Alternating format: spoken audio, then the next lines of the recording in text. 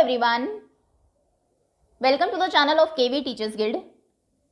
So students, this is part 2 of class 8 geography second chapter, land, soil, water, natural vegetation and wildlife resources.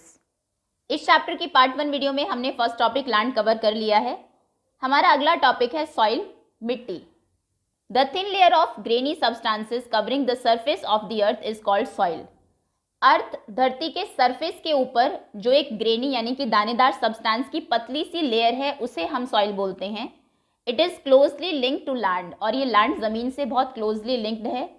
Land forms determine the type of soil. Land forms यानी कि वहाँ पर mountains हैं, valleys हैं या plain areas है, वो decide करेगा कि किस टाइप की सॉइल मिट्टी वहाँ पर मिलेगी.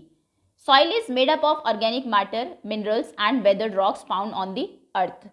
अर्थ के ऊपर जो ऑर्गेनिक मैटर, मिनरल्स और वेदर्ड रॉक्स यानी कि रॉक्स जो टूट जाते हैं छोटे छोटे पार्ट्स में. अब वो टूटते किस वजह से है? बहुत हीट, गर्मी, हाई टेम्परेचर की वजह से, या फिर प्लांट्स उनके ऊपर ग्रो हो गए हैं ह्यूमन और एनिमल्स की एक्टिविटीज़ की वजह से.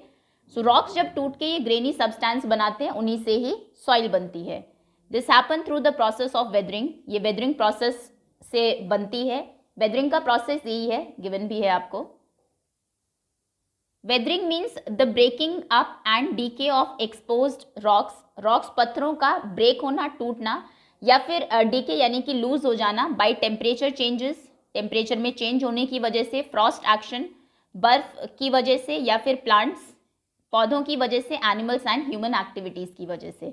इस प्रोसेस को हम वेदरिंग बोलते हैं.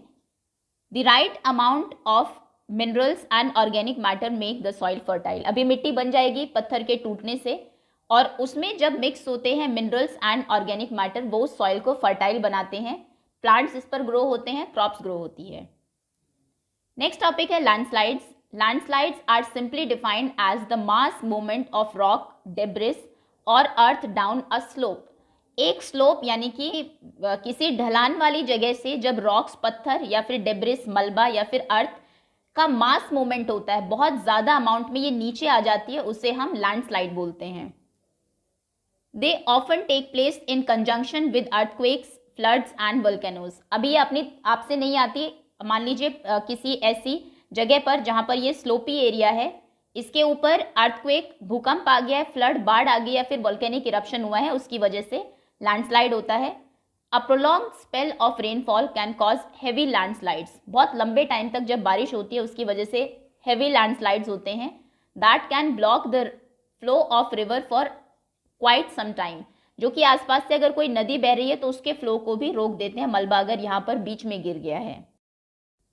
देखिए इस तरीके से लैंडस्लाइड होता है. बहुत ज़्यादा अमाउंट में अर्थ जो है, सॉइल, वो स्लोप से नीचे आ जाती है, और अगर लंबे टाइम तक बारिश हुई है तो वो ट्रिगर करती है लैंडस्लाइड को, बिकॉज ऊपर की सॉइल बहुत लूज हो जाती है. उसमें डिस्ट्रक्शन भी होता है, रोड्स जाम हो जाती हैं, ट्रांसपोर्टेशन को बंद करना पड़ता है, एंड अगर नीचे फुटहिल्स में सेटलमेंट है, लोग रह रहे हैं, तो वो भी बैडली अफेक्ट होते हैं. और अगर यहाँ पर कोई रिवर फ्लो कर रही है और लैंडस्लाइड हो जाती है तो वो उसके पाथ को भी, उसके रास्ते को ब्लॉक कर देती है.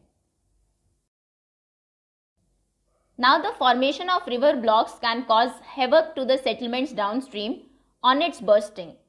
अभी हुआ क्या है कि रिवर के पाथ को ब्लॉक कर दिया है यहाँ पर लैंडस्लाइड ने, तो आगे की तरफ पानी जमा होता जाएगा एक लंबे टाइम तक, और उसके बाद फाइनली जब वो बर्स्ट होगा तो डाउनस्ट्रीम में नीचे की तरफ जो सेटलमेंट्स हैं जहाँ पर लोग रह रहे हैं वहाँ पर हैवक क्रिएट करेगा, बहुत डिस्ट्रक्शन कॉज करेगा. In the hilly terrains, landslides have been a major and widely spread natural disaster. Hilly terrain जहाँ पर है यानी कि जहाँ पर hilly areas हैं, पहाड़ी इलाका है, वहाँ पर लैंडस्लाइड एक बहुत बड़ी नेचुरल डिजास्टर है. That often strike life and property, जो कि जनरली लाइफ और प्रॉपर्टी को डैमेज करती है, and occupy a position of major concern. और हिली एरियाज में रहने वाले लोगों के लिए एक मेजर कंसर्न है, बहुत चिंता की बात है. नेक्स्ट आपको एक केस स्टडी गिवन है. A massive landslide hit Panji village near Rekong-Pio in Kinnaur district of Himachal Pradesh. Himachal Pradesh के किन्नौर डिस्ट्रिक्ट में रेकोंग-पियो के पास में एक गांव है, पंजी गांव. वहां पर एक मैसिव लैंडस्लाइड ने हिट किया पंजी गांव को, and damaged a 200 meter stretch of old Himalayan Tibet road, national highway 22 के लगभग 200 मीटर लंबे स्ट्रेच को इसने डैमेज कर दिया। This landslide was triggered by intense blasting at Panji village. Panji village में रोड वाइडनिंग का काम चल रहा था, तो उसमें उसकी वजह से बहुत ड्रिलिंग और ब्लास्टिंग वहाँ पर होती रहती थी, तो उसने लैंडस्लाइड को ट्रिगर किया। And due to the blasting, इस ब्लास्टिंग की वजह से this weak zone of slope collapsed. ये जो वीक जोन था ये कोलैप्स हो गया, नीचे आ गया, नीचे गिर गया and caused intense damage to the road. Road को बहुत डैमेज इसने किया एंड नियर बाय विलेजेस और आसपास के गाँवों को। The Panji village was completely vacated to avoid any possible loss of life. और पंजी गांव को पूरे तरीके से वेकेट करा दिया गया, खाली करा दिया गया, ताकि कोई लॉस ऑफ लाइफ ना हो। तो यानी कि जो लैंडस्लाइड्स हैं वो सिर्फ अर्थक्वेक्स, फ्लड या वोल्केनिक इरप्शंस की वजह से ही नहीं होती है, कई बार जो ह्यूमन एक्टिविटीज़ हैं वो भी उसको ट्रिगर करती है। Now next is mitigation mechanism. इसको कम करने के कुछ तरीके ताकि इससे डिस्ट्रक्शन कम हो। Advancement in scientific techniques has empowered us to understand what factors cause landslides. Science की जो टेक्निक्स हैं वो बहुत एडवांस हो गई है, तो हमें ये तो समझ में आ गया है कि लैंडस्लाइड्स के क्या रीजंस हैं, क्या चीज़ इसको कॉज करती है and how to manage them, और कैसे हमें उन्हें मैनेज करना है। Some broad mitigation techniques of landslides are as follow. सबसे पहले तो क्या करना है, hazard mapping to locate areas prone to landslides. उन एरियाज को मैप करना है जो जहाँ पर लैंडस्लाइड हो सकती है, जहाँ पर इसका रिस्क ज़्यादा है, हैजर्ड एरियाज जो हैं। Hence such areas can be avoided for building settlements. तो इनके आसपास सेटलमेंट्स को बिल्ड नहीं करना चाहिए, लोगों को रहना नहीं चाहिए। Construction of retention wall to stop land from slipping. Retention wall लगा देनी चाहिए ऐसे एरियाज के आसपास, ताकि जो लैंड है वो स्लिप करके नीचे ना आए। देखिए इस तरीके से ये रिटेंशन वॉल्स बनाई जाती है। Increase in the vegetation cover to arrest landslide. ऐसे जो एरियाज है जहाँ पर ये स्लोपी एरिया है वहाँ पर वेजिटेशन करना चाहिए, पेड़ पौधों को उगा देना चाहिए, क्योंकि जो प्लांट्स हैं उनकी रूट सॉइल को होल्ड करके रखती है, तो इससे जो सॉइल है वो इजीली नीचे नहीं आएगी। The surface drainage control work to control the movement of landslide along with rain water and spring flows.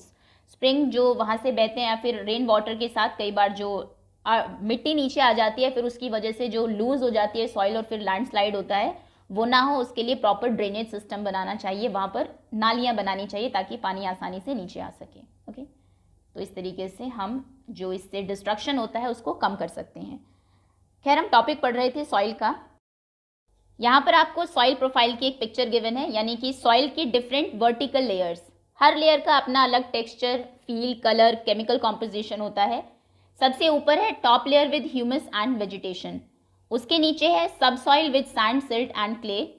Next weathered rock material और सबसे नीचे है पेरेंट रॉक। इन पेरेंट रॉक की वेदरिंग से ही ये चारों जो लेयर्स हैं वो बनती है। क्या आप जानते हैं take hundreds of years to make just 1 centimeter of soil.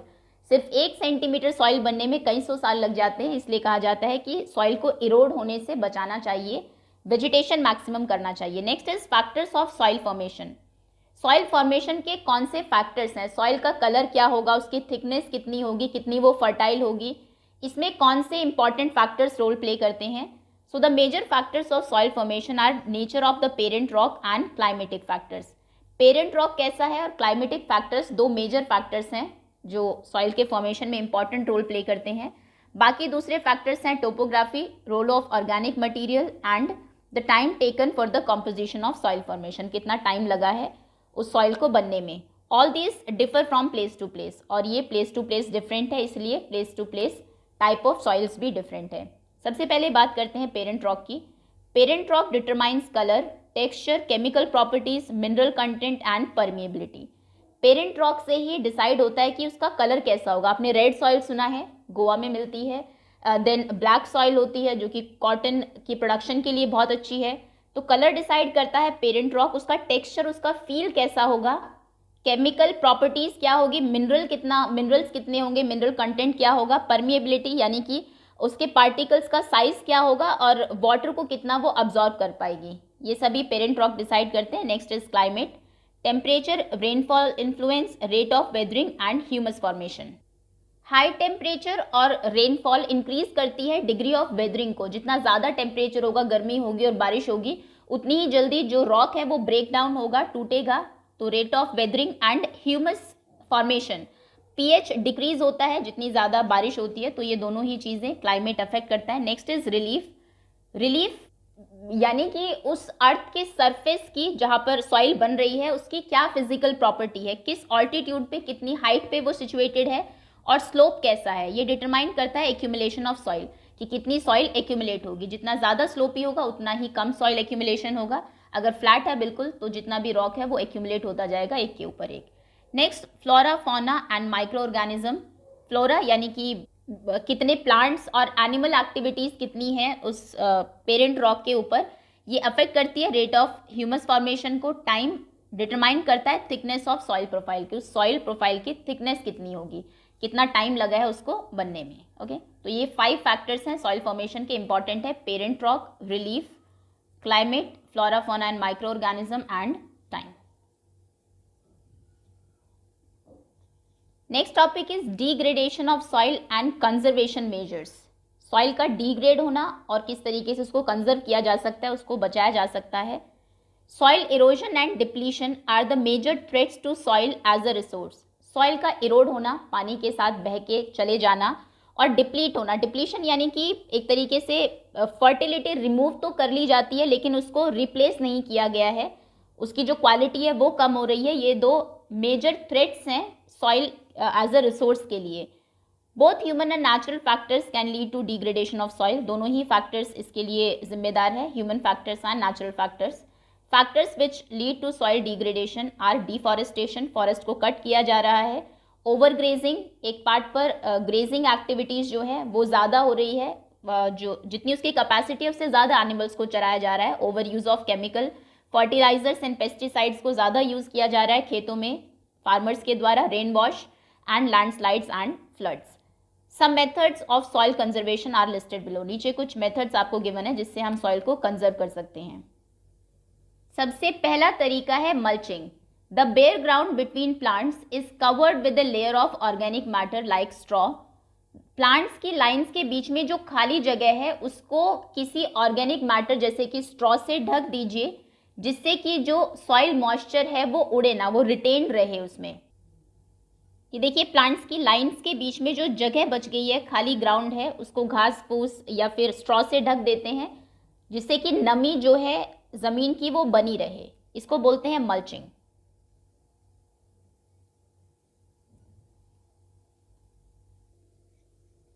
Number second is contour barriers. Stones, grass और सॉइल, पत्थर, घास या फिर मिट्टी are use to build barriers along contours. Contours के आगे बैरियर लगाने के लिए स्टोन्स, ग्रास और सॉइल यूज़ की जाती है। ट्रेंचेस भी बनाए जाते हैं in front of the barriers जिसमें कि पानी इकट्ठा हो सके। ये जनरली हिल्स पर स्लोप वाली जगहों पर कॉन्टोर्स बनाए जाते हैं, क्योंकि वहाँ पर ऐसे ही अगर आप प्लांटेशन कर देंगे तो पानी रुकेगा नहीं कहीं भी बीच में, और अगर आप वाटर करते हैं प्लांट को तो पानी नीचे आएगा और साथ साथ मिट्टी को भी नीचे ले आएगा। तो क्या किया जाता है बीच में इस तरीके से, जैसे यहाँ पर रॉक्स को, पत्थरों को यूज़ करके कॉन्टोर बैरियर्स बना दिए गए हैं पानी के लिए, और यहाँ पर इनके आगे पानी इकट्ठा करने के लिए ट्रेंचेस भी बना दिए जाते हैं, थोड़ा खोद दिया जाता है ताकि पानी इसमें इकट्ठा हो जाए और अपने साथ मिट्टी को बहा कर नीचे ना ले जाए, और बीच में प्लांट्स उगाए जाते हैं। इसे बोलते हैं कॉन्टोर बैरियर्स।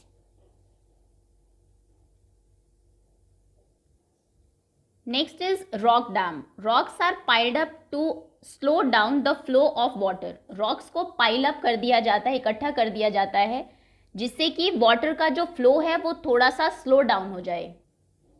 ये देखिए, थोड़ी थोड़ी डिस्टेंस पर यहाँ पर पत्थर डाल दिए गए हैं, पाइल अप उनको कर दिया गया है ताकि जब पानी यहाँ से बहेगा इसमें से तो वो उसके फ्लो को धीमा करेगा, एक साथ वो अपने साथ बहुत सारी मिट्टी बहाकर नहीं ले जाएगा। This prevents gullies and further soil loss. Gullies में क्या होता है, तेज बहता हुआ पानी जब अपने साथ बहुत ज़्यादा अमाउंट में मिट्टी को बहा कर ले जाता है तो वहाँ पर ट्रेंचेस बन जाती है, जो खाली जगह रह गई है उसको गली बोलते हैं। ये एक टाइप का सॉइल इरोजन ही है। तो रॉक डैम बनाने से हम गलीज को प्रिवेंट कर सकते हैं और सॉइल लॉस भी उससे नहीं होगा। नेक्स्ट है टेरेस फार्मिंग। ये सुना भी होगा आपने, पहाड़ी इलाके जो है वहाँ पर फार्मिंग टेरेस फार्मिंग से ही होती है। ब्रॉड फ्लैट स्टेप्स या फिर terraces are made on the steep slopes. जो स्लोप बहुत स्टीप होते हैं, ढलान बहुत ज़्यादा जहाँ पर होती है, तो उसको कट करके यहाँ पर स्टेप्स बना लिए जाते हैं सीढ़ियों की तरह, ऐसे इस तरीके से इसको कन्वर्ट कर दिया जाता है। तो इससे क्या होता है, so that flat surfaces are available to grow crops, ताकि क्रॉप्स को ग्रो करने के लिए फ्लैट सर्फेस मिल जाए. They reduce surface run off and soil erosion. Surface run off भी नहीं होता और सॉइल भी इससे इरोड नहीं होती. ये देखिए जो स्लोप था हिल का, इसको कट करके ऐसे फ्लैट सर्फेसेस बना लिए गए हैं क्रॉप्स को ग्रो करने के लिए. इसको बोलते हैं terrace farming.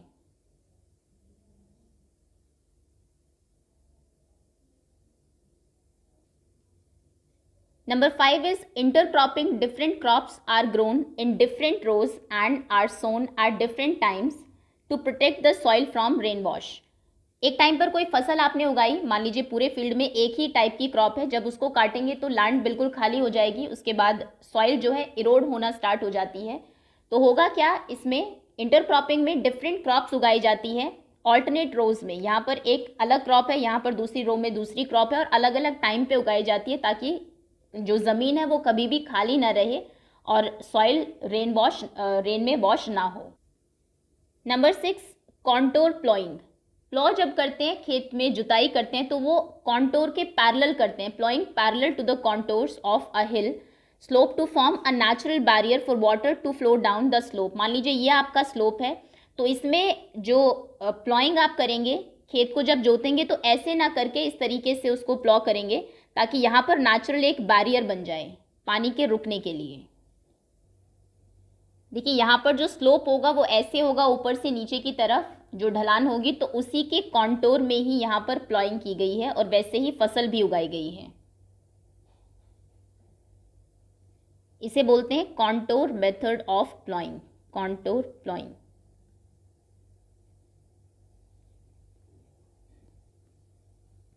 Number 7 is shelter belts. In the coastal and dry regions, rows of trees are planted to check the wind movements to protect soil cover. यहाँ पर मिट्टी है तो इसके चारों तरफ यहाँ पर बहुत सारे ट्रीज लगा दिए जाते हैं, पेड़ों को प्लांट कर दिया जाता है, ताकि विंड जो हवा है, क्योंकि ड्राई रीजन में क्या होता है, हवाएं बहुत तेज चलती है और मिट्टी भी थोड़ी रेतीली होती है, तो वो अपने साथ उसको उड़ा के ले जाती है. जो टॉप कवर है, जो फर्टाइल लैंड है उसकी, तो वो मिट्टी जो है हवा के साथ उड़कर ना जाए, उसकी वजह से ये यहाँ पर ट्रीज लगा दिए जाते हैं. इनको बोलते हैं शेल्टर बेल्ट्स. एक एक्टिविटी यहाँ पर आपको गिवन है कि 2 ट्रे आप लेंगे. एक ट्रे नॉर्मल होगी जिसमें मिट्टी होगी, दूसरे में मिट्टी के साथ आपको कुछ जो प्लांट्स है वो ग्रो कर लेने हैं. उसके बाद पानी जब आप इनमें डालेंगे दोनों में, तो आप यहाँ पर देखेंगे कि जो वाटर है उसके साथ बहुत सारी सॉइल भी नीचे आ गई और यहाँ पर सिर्फ वाटर और बहुत कम सॉइल आई है. रीज़न क्या है, बिकॉज जो प्लांट है उनकी जो जड़ें होती है, रूट्स, वो होल्ड कर लेती है और उसको पानी के साथ बहने नहीं देती. इसलिए कहा जाता है कि मैक्सिमम ट्रीज को प्लांट करना चाहिए अगर सॉइल इरोजन को रोकना है. So that's all for now. ये था पार्ट 2. सेकंड टॉपिक हमने कवर किया, remaining topics we will cover इसके थर्ड पार्ट में. That's all for now. Thank you so much for watching.